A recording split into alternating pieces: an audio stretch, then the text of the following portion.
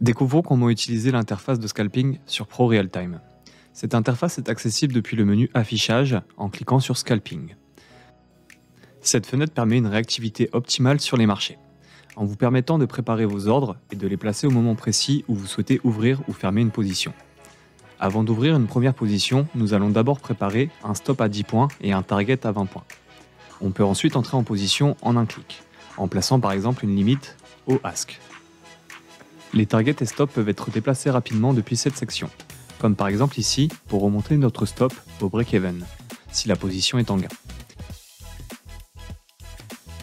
Il est possible de réduire notre position avec le bouton « Réduire la position de 50% » ou de la clôturer complètement avec le bouton « Sortir ».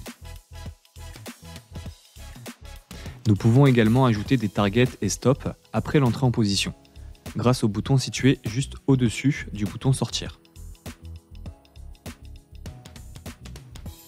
Les distances de ces ordres peuvent être préconfigurées et ajustées directement depuis l'interface.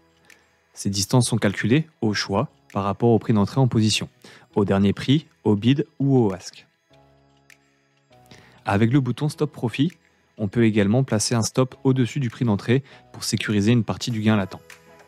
Ici, en plaçant un Stop Profit à plus de ticks, il sera déclenché si mon gain descend en dessous de l'équivalent de 2 ticks.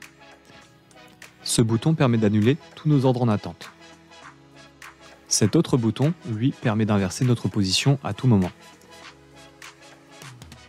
Tous ces boutons sont complètement personnalisables depuis les réglages de cette interface. Par exemple, on peut afficher ou cacher les différents boutons d'entrée en position et changer les boutons principaux d'achat et de vente pour utiliser plutôt des ordres limites au niveau du bid et du ask. Il est possible de créer nos propres boutons personnalisés, comme par exemple des boutons d'achat et de vente au marché avec une quantité fixe différente des boutons principaux. Ici, nous allons également créer des boutons de target et stop avec une quantité et des distances fixes.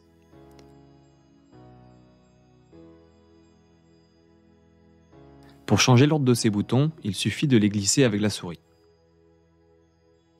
On peut ainsi créer et sauvegarder plusieurs configurations différentes pour cette interface de scalping. Et même associer chaque configuration à un instrument. Pour aller encore plus vite, il est également possible de définir des raccourcis clavier pour chacun des boutons de cette interface.